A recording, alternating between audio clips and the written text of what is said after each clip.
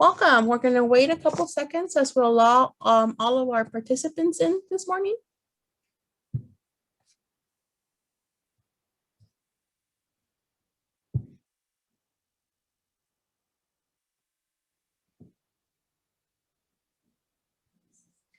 Welcome. My name is Noemi Guevara, and I am the Director of Alumni Engagement here at California State University, Long Beach. Thank you for joining us for our next edition of our 49er Industry Chat. Before we start, we would like to let you know this is being recorded and it will live on our website at csuob.edu/alumni. We also encourage you to use our Q&A box located below to submit any questions to our guest speaker today. And now I would like to introduce our moderator for the chat. John Broadway is a proud Long Beach State alumnus, having earned his BA in journalism in 2017. As a student, he was very active in campus life, participating in the National Association of Black Journalists Leadership Academy, representing the campus as a president's ambassador, among many other activities. John, thank you very much for moderating our chat today. And now I pass it on to you. Hey, thanks so much for having me, guys. I really appreciate this opportunity. So today I'm going to be moderating a chat with Gary Cohn, as you can see, who is the CEO of Pain Rock Advisors, has a very interesting career path, and I'll let him tell you all about it. Gary, would you like to introduce yourself? Thank you. I'm glad to be here. I was a Cal State Long Beach student back in the 70s, a very different time than it is today. Graduated in 76. So that makes me a seasoned executive, as they say, not an old guy. But I came to Long Beach State actually to study accounting. All my friends went to UCLA, which was I was living in West LA, Inglewood area. I grew up in Inglewood, California, went to high school there. And all my friends went to UCLA, and I had a twin brother. I still have a twin brother. And he went to UCLA and said, well, come on to UCLA. Well, I'll do this together. And I go, well, I want to be an accountant, I thought. And I went to Long Beach and I started my accounting classes and discovered about 2 years into it that I didn't have the patience or the time to do the accounting homework. So I switched to finance and marketing. And I actually worked on campus. I worked in the food service at Cal State Long Beach. I started my job at 6 a.m. in the morning and I worked till 2 in the afternoon. And I went to classes from 3 in the afternoon to about 9 at night, slept through a few, studied hard. And I guess my claim to fame is that I was the student manager of the food service, employing all the student workers. And we opened the first beer bar on campus. I think it was 1974. And that was a great success. I don't know if it's still there or not. I know the other dining facilities I worked in are still there. It was a lot of fun. So I thought I'd take my career into the food service industry. And when I graduated at Long Beach State, I actually got a job at UCLA as the head of food service for Dykstra Hall, which was one of the dorms. And I spent a year there. And I was getting tired of being up at 5 in the morning every day to get to work. So my brother was in banking and he was having a great time. So I went and talked to a bank president in LA of a small regional bank. I got to meet him because my brother was dating his daughter, which was a good connection, which is a good fundamental, is who you know in the world helps you move up. So I went and talked to him and said, I'm thinking of getting into banking. What do you think I should do? And he said, well, go talk to my HR guy. And an hour later, I was hired as a trainee. And I ended up in banking from 1977 to about 1988. And it was a great career. I focused primarily in the apparel industry in Los Angeles and had some great clients. My claim to fame there would probably be I lent the first $50,000 to the Marciano brothers to start Guess Jeans. And they went on to make fortunes, and I went on in the nonprofit sector. But I ended up changing banks and moving to Union Bank, which was a very fine bank, and they moved me to San Francisco.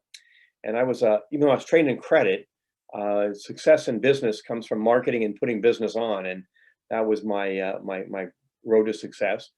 And about 2 years after they transferred me to San Francisco, the bank said to me, you know, Gary, I want you to come back to LA and we're going to make you a senior VP and move you into the Beverly Hills, West LA market. And I'm thinking, that's great. You know, a nice Jewish guy going to West LA, Beverly Hills. This is going to be wonderful. Except my wife didn't think it was a good idea. She liked San Francisco and she had her own career and said, we're not moving to San Francisco. And I go, oh, out of San Francisco. But I got into philanthropy early on in my business career.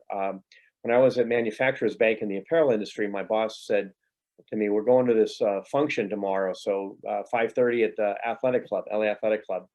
We went, and when I got there, he said, write a check. And I go, write a check for what? And he goes, City of Hope Medical Center.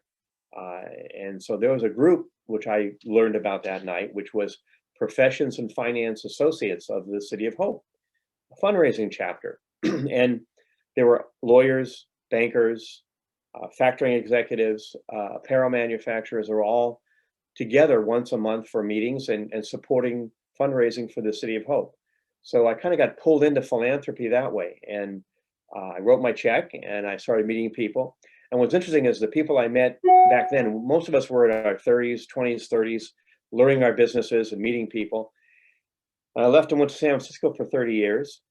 I came back to LA 6 years ago, and they're all still around here. The same people that I worked with at the City of Hope in this finance group is still there. And we still see each other 30 years later, which is great. And it was about 1987 or so, and they asked me to be chair of the annual dinner.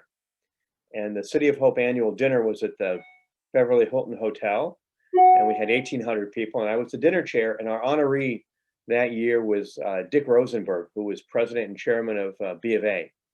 And I said, wow, this is great. And I ended up helping the team from B of A raise money, and we raised over $1 million out of the dinner. And I got up I was the MC for the night, and nothing like having the spotlights hit you when you're under 30 years of age and there's 1,800 people in the room and you can't see a thing. So you stay to your script and you kind of go forward and do it. And interesting enough, Dick Rosenberg, who I met many times during that dinner process, became a lifelong friend.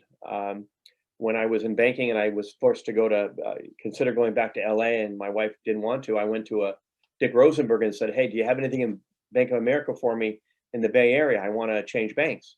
And he goes, banking's tough in the Bay Area, but I got a lot of things in Orange County and LA and Newport Beach. And I'm going, I can't move back to LA. He says, well, I don't have anything then. And I went to another friend of mine who was vice chairman at Wells, who I worked for at Manufacturers. And he also had jobs in LA. And I was like complaining to someone about the fact that I was being forced to get out of banking because there was nothing in the Bay Area. And he said, well, the largest synagogue in the Bay Area needed an executive director to run it. They were financially in trouble and they needed to grow, and you should throw your hat in the ring. So I did. And I became the executive director at Temple Emanu-El in San Francisco for what I thought was going to be 1 or 2 years and go back into banking, but I ended up staying 17 years. And it was a very large institution, like large churches. It was a large institution. We had 65 full-time employees, 5 rabbis. We had an endowment of $40 million with property to manage, commercial property, cemeteries to run, operations, labor issues, labor unions, all kinds of things. And I had a mentor at the time that I grew up with in the LA area, and he was an executive director of a large synagogue. And I said, how do you know all this stuff? And he goes, you don't have to know everything.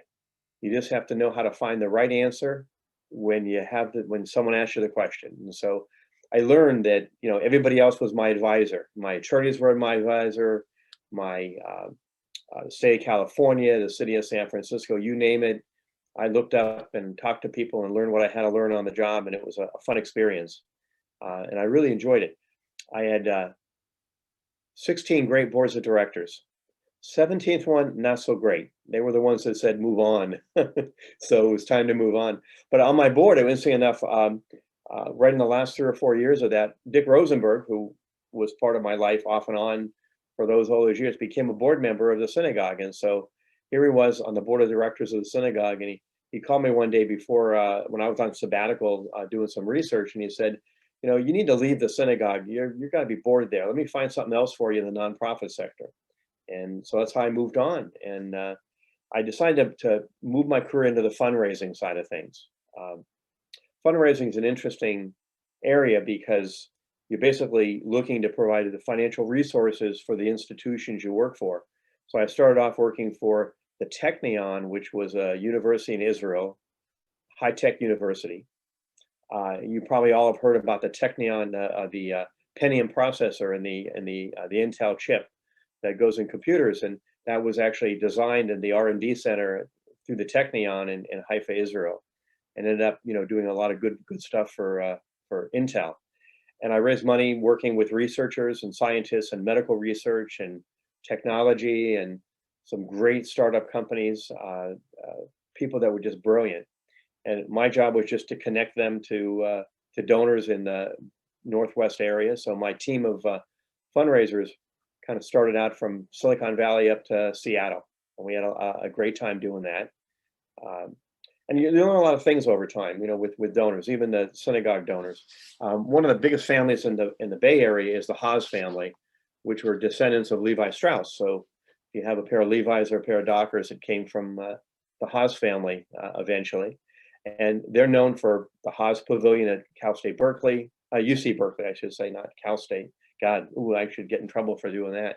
And the Berkeley basketball arena is called the Haas Pavilion. And they're a big Cal family. And remember one day Cal beat Stanford in the big football game up there. And I was talking to John Goldman, who was a Haas family member. He was the president of the SF Symphony and a very big philanthropist in the Bay Area. At the end of the conversation, I said, John, I just want to say, great game this past weekend. I mean, Cal finally beat Stanford after 8 years. And he said, Gary, let me teach you something you should know. I go, well, what's that? He said, every family member went to Cal. Everybody graduated from Cal except for one. And I go, well, who's that? And he goes, me. I'm a Stanford alum. And he said, you got to learn these things. So you always learn lessons in life. And that's the great thing about this is you get to meet people and listen to their stories and have a lot of fun doing it. Should I pause here for a question or John, or you want me to keep going a little bit more?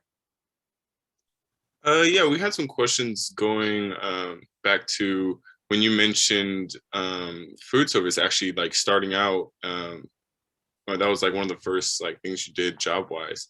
And so we're curious if that provided you any skills that were valuable down the road, like teamwork or anything like that. Well, I think it did. I mean, one thing is you learn discipline and teamwork in a kitchen. And there was a chef at Long Beach State who had been there forever. When I was a student, he probably was 65 years old already. Gray-haired Chef Graham was his name, Graham. And he taught me a lot of things about how to manage a kitchen and how to work in a kitchen. And I ended up in the summers doing food service at summer camps when I wasn't in school managing people. So I think my first management or learning about how to be a manager was at Cal State Long Beach in the food service. Because I hired probably, 70, 80 student workers every year. And there was I had a co-manager that worked with me. And we basically set hours of people and helped coach them and learn their techniques and what they had to do, whether it was making burritos on the burrito station or that was before, companies came in and ran parts of the food service. Everything was done in-house. And so I managed a lot of people and learned a lot of things about that. I also learned, some of the good things, like in those days, there was one big parking lot way out where the pavilion is now, where that pyramid is now, was a big parking lot. And we all had classes up on the hill and we all had to walk up back and forth. And 6 in the morning, I didn't like parking out in that big parking lot. So I'd park right behind the food service, the student union, and which wasn't allowed, but I learned early on, if you took care of the parking lot guys with coffee and donuts and food once in a while, they would take care of your car out back. So I think in the 3 years I parked back there, I got about 4 tickets in 3 years. I got in trouble occasionally for parking back there, but it certainly saved me a long walk. Yeah, that's definitely important to know, like the ins and outs and how to avoid things like that. Another question that someone put in the chat that I think is really important is you mentioned like having a mentor. And so we're curious, one, how important do you think it is to find a mentor? And then also, do you have like any advice on like how students or alumni can go about finding a mentor? Well, I think, when you graduate and you get your first job, you kind of look at who you're working with and how they got to where they are. And I think one of the things that I learned early on, from the City of Hope fundraising group was that all these people were all looking to be successful and put business on. So kind of, can you tag yourself to somebody that is higher up than you that can bring you along on their coattails, basically? And so I always looked for advice. One thing, even today, I learned that you can never stop learning. There's always someone you can learn from. My brother just told me to pick up the book by Bob Iger, who is just retiring from being the CEO of Disney, and reading his history. And I'm learning things from that book that I didn't know before, or that I forgot about. So the advice is always figure out someone that has done what you're doing now, and look up to them and ask them for help. One of the things I always do is ask for advice. Even when I'm fundraising, when I go see someone for the first time about a fundraising for whatever I'm doing, whatever client I have now, and I'll talk about that in a moment. I always say, tell me about yourself. How did you get to where you are now? How did you become successful? People love talking about their business success. People love talking about how they learn to be where they are today, and they grow and they develop. And I have probably 3 or 4 mentors over the years that I looked up to, and I asked for advice. And I still go back to one of them.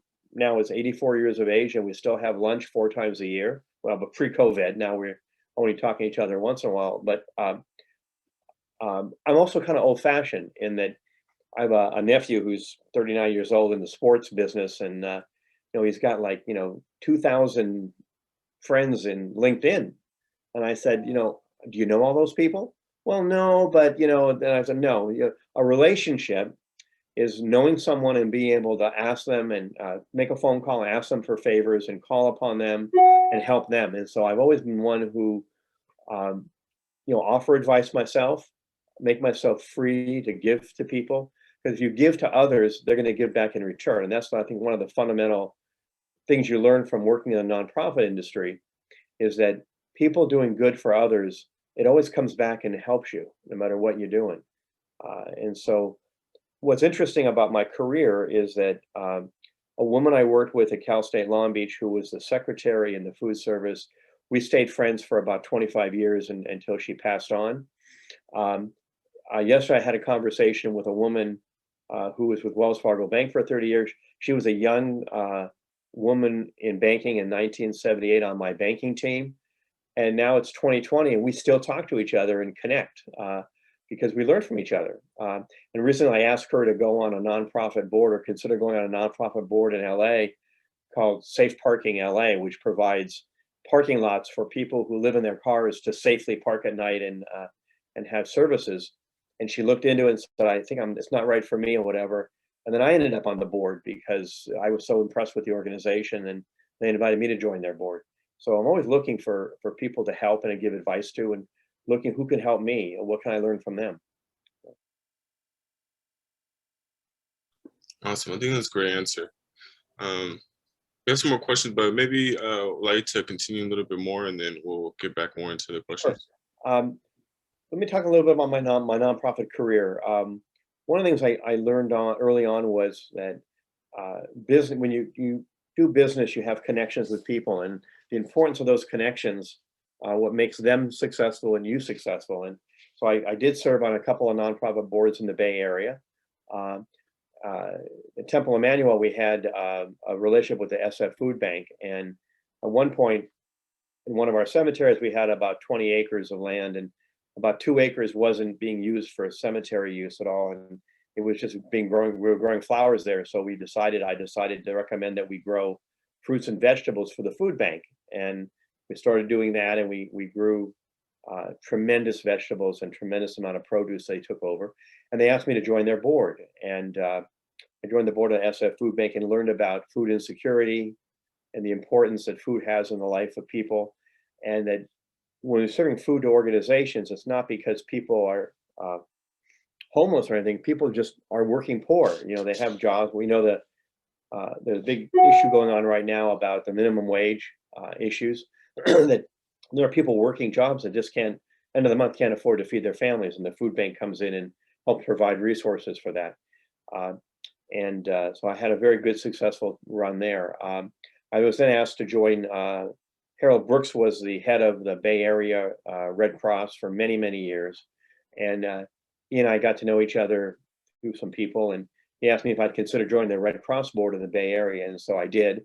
And the Red Cross serves everything from Monterey all the way up to the Oregon border, and deploy people for emergencies and everything from a fire in an apartment building to Loma Prieta to you name it. The Red Cross comes through and does things besides having blood banking service and things like that. But one of the things I'm most proud of was we went into East Oakland, and we had 3 weekends in a row where we provided smoke detectors, and we went to people's homes and apartments, and these were in the poorer areas of Oakland that they didn't have the money to buy smoke detectors, and we brought crews of volunteers in and did work for them, put smoke detectors in, probably put in over 2,000 smoke detectors over a 1-month period. And so you get a lot of reward and a lot of pleasure from seeing that the work you're doing in on a volunteer situation is positive, and it has impacts on people's lives. And the people on that board I'm still connected with. The COO of the food bank was Leslie Baccio, who now is the CEO of the food bank, Second Harvest Food Bank of Silicon Valley. And I just interviewed her for my podcast, The Road to Philanthropy. And it's amazing that the kind of work she's doing now, and that she had her foothold into the food bank of San Francisco and learned the ropes, and then became a CEO herself and is doing great work in companies. And one of the things I think that, I talked about the fact that making philanthropy part of your business is important. And I think when you take a team of people and you bring them out to a food bank to sort vegetables and fruits, or you bring a team of people to do a walk for some medical research project, whether it's a walk for breast cancer or a walk for something else, that camaraderie and the teamwork that's get involved in working for a good cause together just enhances the ability of people to work together in a business environment. It's a very, very strong relationship people have. And I think one of the things that some companies do very, very well is they get involved with philanthropy. If you look at Salesforce.com, which is, what is it, about 20 years old now, I think, maybe. Mark Benioff is a CEO, came out of another company, Oracle, and formed his own company to do what ended up being the number one customer relations CRM program in the country. And he committed from day one that 1% of his equity, 1% of his profit, and 1% of his employees' time would go to philanthropy. And if you work for Salesforce, you can go off and work 1% of your hours every year in philanthropy to do better in the world. And he's very much promoting that. Levi Strauss, which was an early, before it became, what's the word I'm looking for? Everybody's doing philanthropy now in the corporate world, but they were one of the first to do it. They had diversity training for their employees early on. They had gender equality early on. They had rights for LGBT early on. And they've done so much in the Bay Area to promote the working force, job training, food banking, United Way, you name it. It all came out of Levi Strauss. In fact, the San Francisco Foundation, which is a big community foundation, that's one of the biggest in the country, was founded by the president of Levi Strauss back in the 1930s. And there were still Levi Strauss board members involved in the SF Foundation to this day. So it's good for business. People look up to you when you do good things. Obviously, we also learn that doing bad things in business can hurt you. So Chick-fil-A had a big problem when the family that was behind Chick-fil-A was not supportive of LGBT rights and gay marriage, and it hurt them for a while. I think they've repositioned themselves from that now. There are a number of companies that have had problems because they haven't been open with the community and what's going on in the world. I think the other thing I would say is that today I am running my own consulting firm, Painted Rock Advisors. And Painted Rock, we specialize in 3 areas. We advise clients who want to be philanthropists or are philanthropists and how to give money away. A lot of times young entrepreneurs want to give money away. They want to give back to society, but they're not sure where to do it or how to do it.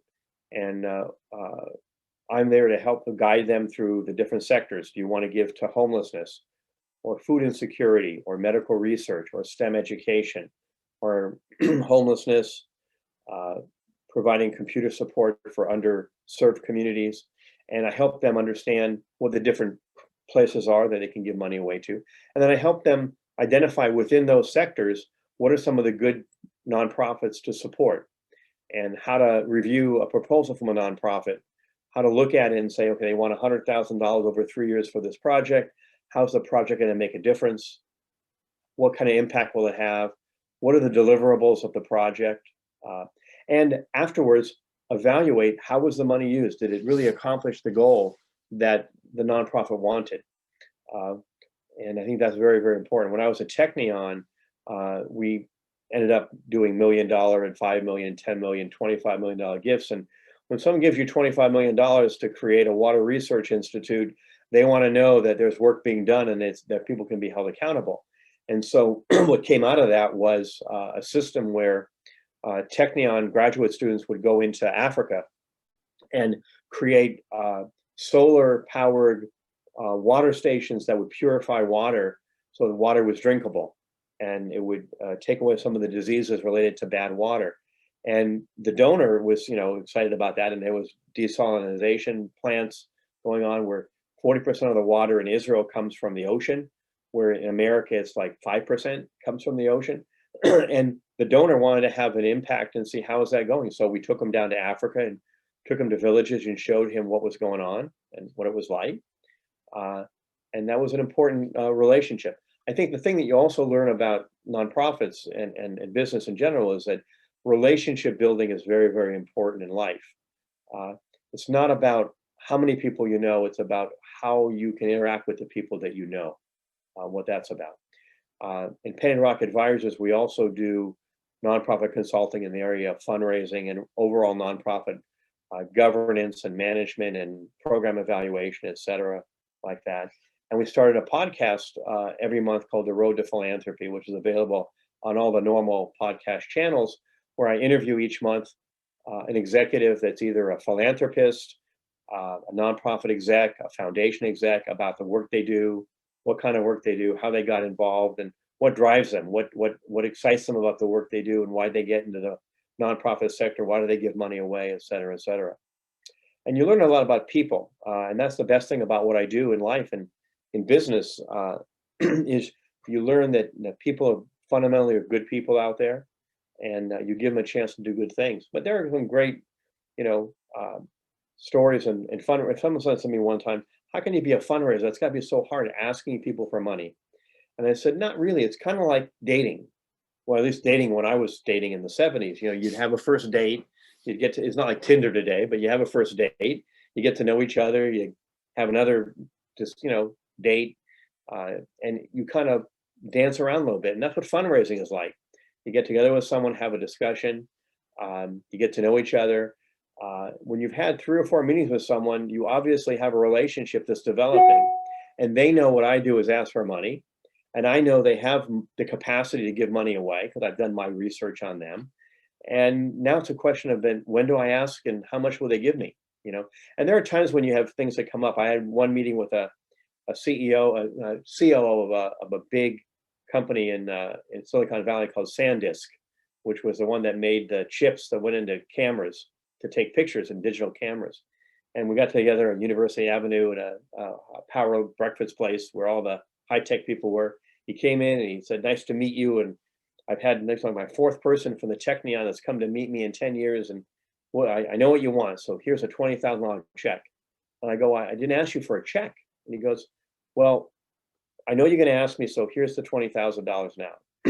So let me get to know you a little bit. And we start talking, and I learned about his work and how he got to America because he was an Israeli, and how he learned high tech and his career and his jobs and everything.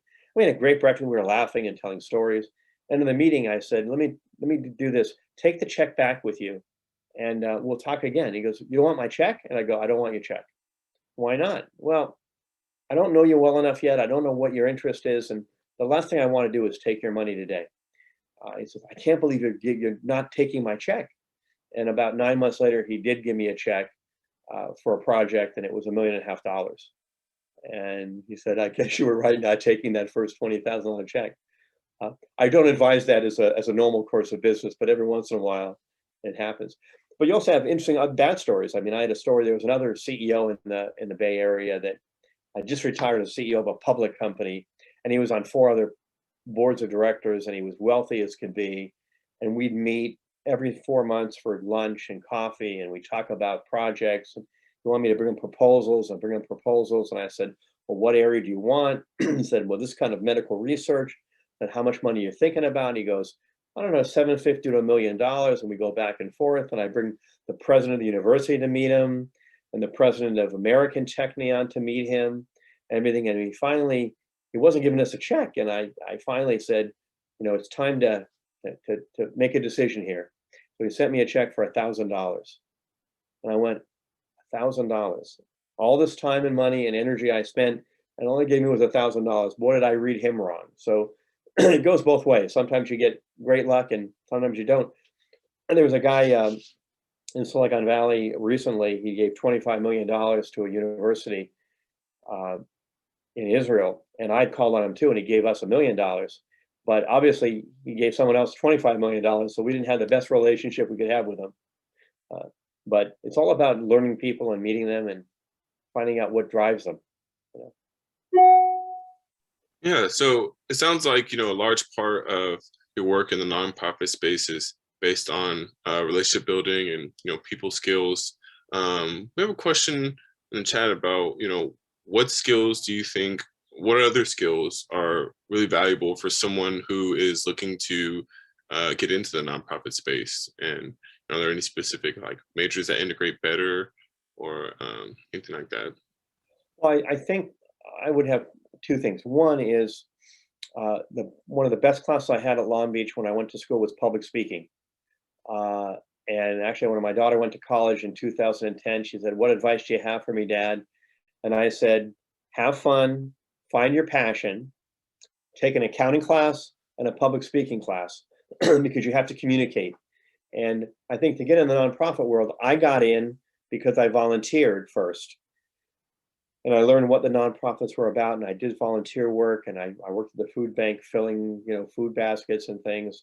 I worked in the City of Hope. It was purely a fundraising, but we developed a lot of volunteers, and we learned to work together in teamwork. So I think volunteering is a good in, because you get to understand the different types of nonprofits that are out there. What attracts you? What are you attracted to?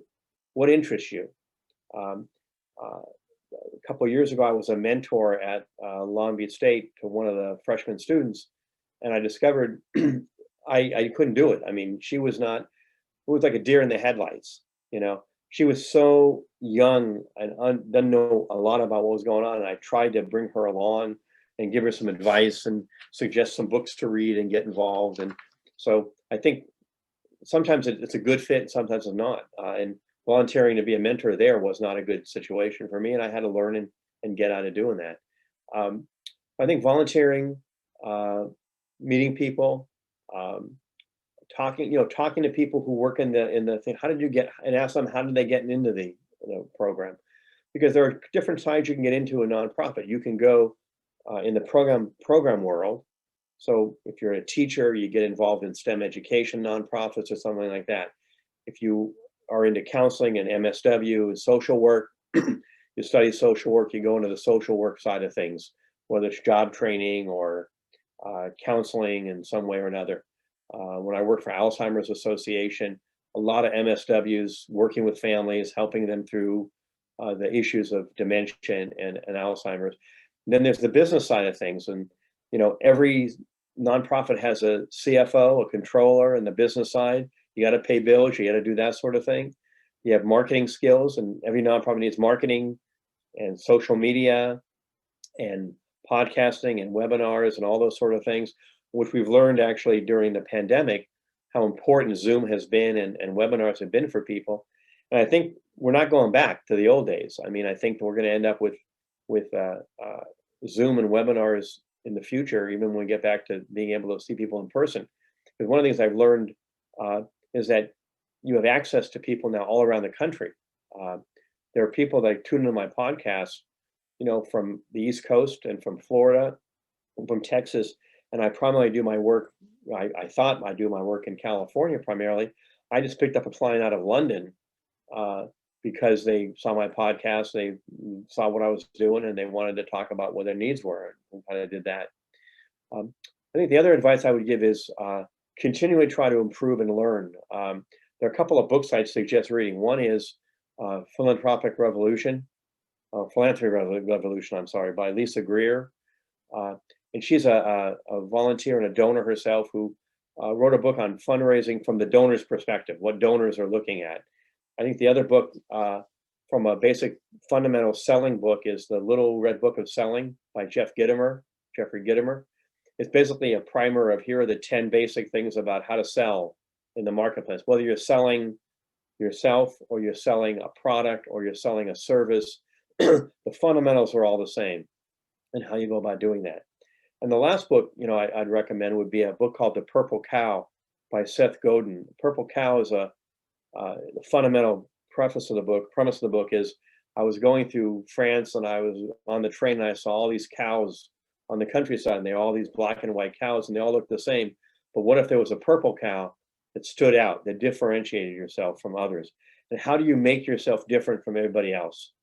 My brother picked up years ago the fact that all business cards look the same. So he has a fun business card and a serious business card. I have the same thing. A fun business card, people aren't doing business cards as much as they used to, but it's my name, what I do, whatever. I said, you want my fun business card or my regular business card? And someone's like, I want your fun one. And it's got a picture of my dog on it. It's a photograph of my dog. And it's like, how will they remember you? And the other thing that someone taught me early on in my banking career, which I think works in my donor relationship career, is that sometimes the last person that someone talked to is the person they're going to call when they need something. So always stay in contact with people. I have a woman that I work with at Alzheimer's, Sarah Jennings, who now is with the Jimmy Valvano Foundation, which is called the V Foundation for Cancer Research. Jimmy Valvano was a basketball coach at North Carolina State who died of cancer and has a big charity that supports cancer research.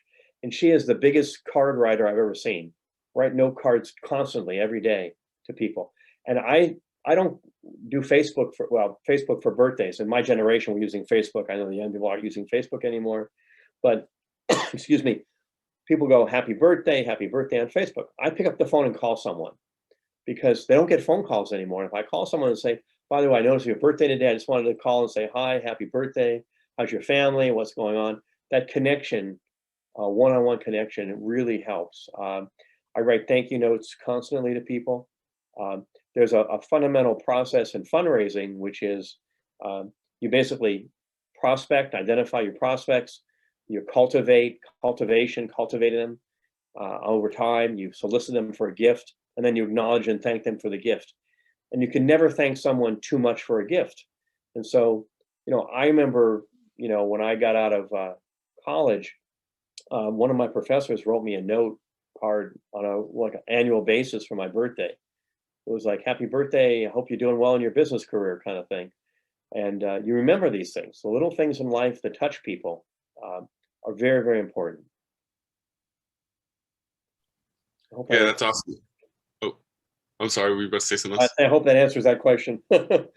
Yeah, you were actually able to answer a few different questions that we had in the chat. So that was really awesome. And I was just going to say, I really identify with the example you gave of making calls and saying notes. One of the things I do actually just to stay in touch with people is to send Christmas cards every year and try to add something funny in it, just to maintain that connection, that contact, because, someone who's in getting into the film industry, like, maintaining relationships and contacts is very important for this industry and in the industry as well. So I really like that you shared that with people. Another thing that people do, which I always kind of laugh about, is that you get invited to someone's house for dinner, you bring a bottle of wine, right? Everybody brings a bottle of wine.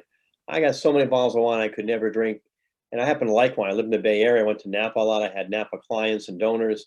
the last thing I need is someone to give me a bottle of wine I never heard of before, you know. But so what I did, my wife, of blessed memory, she passed on from actually dementia and Alzheimer's. But she grew up in Vermont, and we still buy Vermont syrup from the farmer in Vermont that makes the syrup. And so I have gift bottles of maple syrup. And when I go to someone's house for uh, uh, a function of some kind, I bring a bottle of maple syrup with me. And they got to remember, they're going to remember the maple syrup every time they have pancakes or French toast. They won't remember that bottle of wine.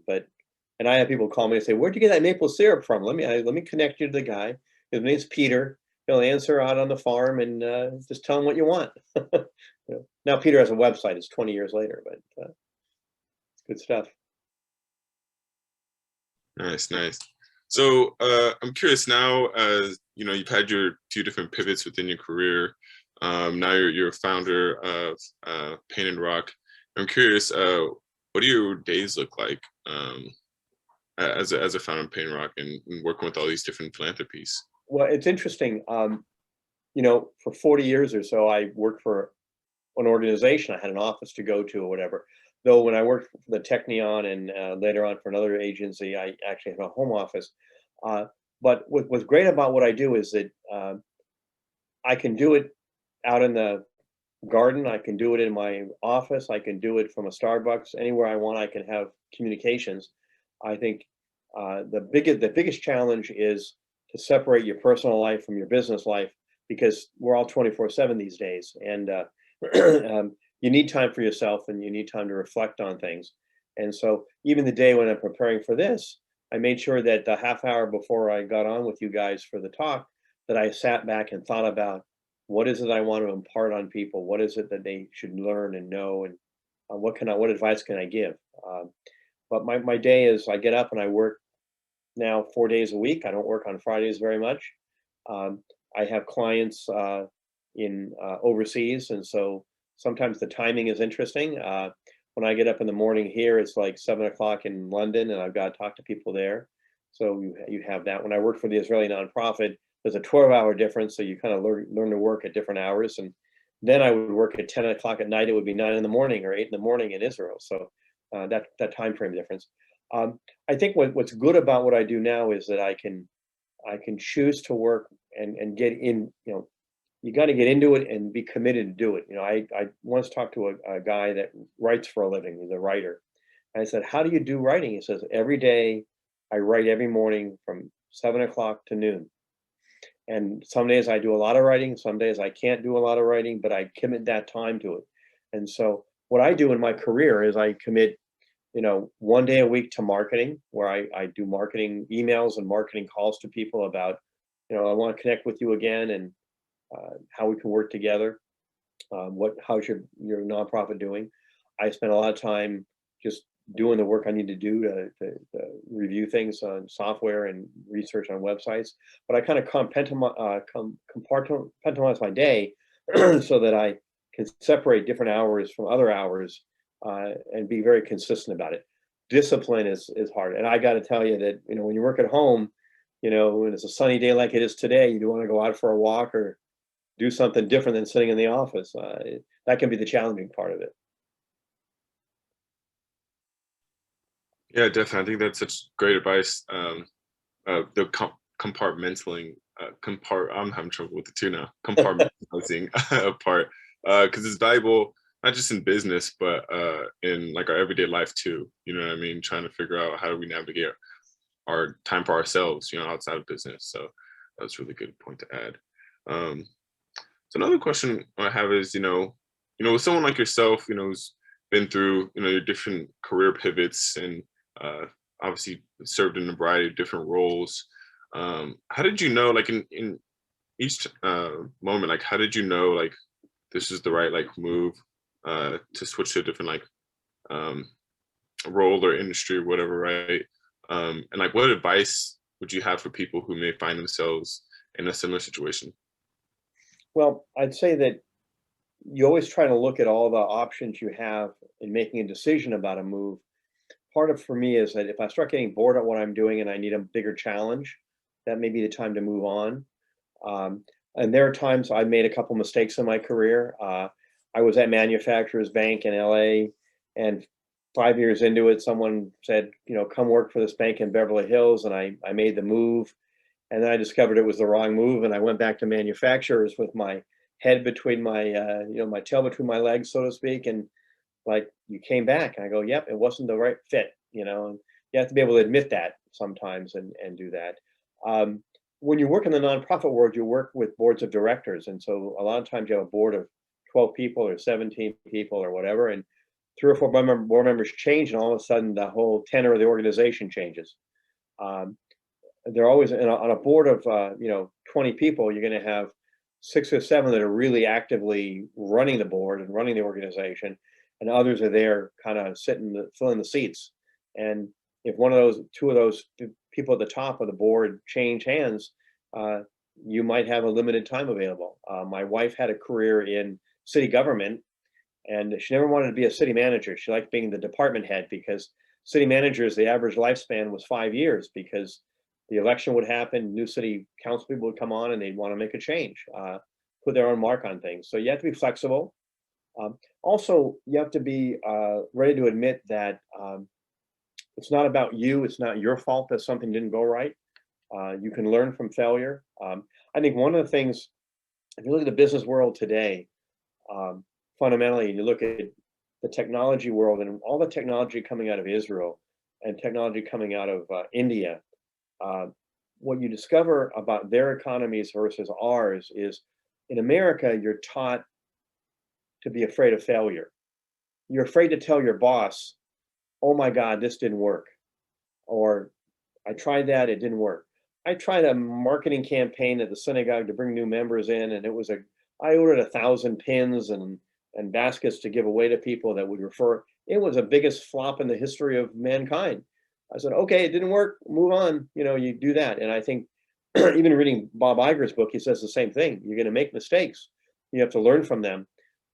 So sometimes that first choice you make is not going to be the best one, but you thoroughly analyze it. You also can't wait to have every bit of evidence in before you make the move. But it's always good to ask, who are the competitors? Who else is doing the kind of work that this nonprofit is doing in the industry, in the marketplace? You learn as much as you can.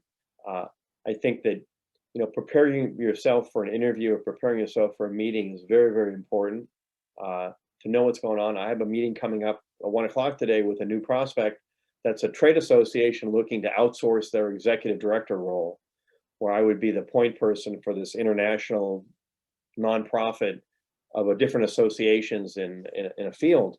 And so I went and I made sure I talked to other association managers before this meeting. I looked at what are the software packages that association managers use, what are the CRM packages, how do you book a hotel for conferences, can you do that with an outsource, or you got to do it yourself? So I'm as prepared for the meeting coming up as I can be. And I think when you attack every new prospect or every new opportunity with a fresh look and a look at, this could be the greatest thing in the world, let me dive into it and look at it. Nice. I appreciate your mention just about being open to failure, not being afraid of it, and being able to learn from it. Because that's one myself personally, I'm always trying to help others around me understand, and always continually kind of reinforcing myself too, just because I know how important it is. Do you have a personal example of just how you failed forward in your life? You had a mistake happen and it actually ended up providing you a lesson that proved to be super valuable. And well, yeah, I think so. When I was an Alzheimer's Association, I worked for Alzheimer's Association National out of Chicago, and I was fundraising in LA and the West Coast for the chapter in Los Angeles. And there was some disagreements between national and a number of chapters, and the LA chapter, along with the New York chapter and Texas, a couple other big chapters, decided to go their own way and separate from the national. And the local organization said, Gary, we want you to join us when we separate. And what are you earning now? I told them. He said, we'll give you a 25% raise. We'll give you a bigger title. You can write your own ticket. Just come with us when we separate. And so I made the decision to do that, as did my colleague, Sarah, who was also a colleague of mine, kind of equal, though I had a little more experience than she did. We went with a new organization when it split off. And then we learned about 9 months later, oh my God, they didn't know what they were doing. I mean, the board locally, now they had to run independently their own nonprofit. And a lot of stuff was being done in the back office in Chicago. And the first thing that happened was they ended up buying a new database system with New York, Texas, San Diego, Orange County, and LA that split off. And when they went to download the database from Alzheimer's National, it didn't work and everything was lost. And they were trying to raise money. We had no database at all. Everything, all the history, all the records were gone. And so this happened like, I don't know, 5 years ago. So even in that part, I should have stayed with National. I would have stayed there. I would have been successful. I would still be there. Everything would be great. Probably, yeah, sure, not for sure. But I went with the organization and I couldn't do it. It was, they brought in a new CEO 9 months later, and that was like the death knell for me. It was time to move on, So sometimes you make a choice and it's not the right choice. Definitely. So it's about time for us to have to wrap up. Is there any last just thoughts or a little bit of advice you'd like to leave everyone with before we wrap up? I think the last thing I would say is that the most important thing in life is to do good things for people around you, whether it's friends or whether it's family, whatever, and build those relationships. We use the word networking a lot. If you have my nephew one time had a Facebook list of 5,000 friends, and I'm going, no, who can you call at 3 a.m. when you're stuck on the side of the road and you need help? Or if you partied too much and you really shouldn't drive home, who's going to pick you up at 2 a.m. and help you out? I think that's true in the business world. Who can you count on?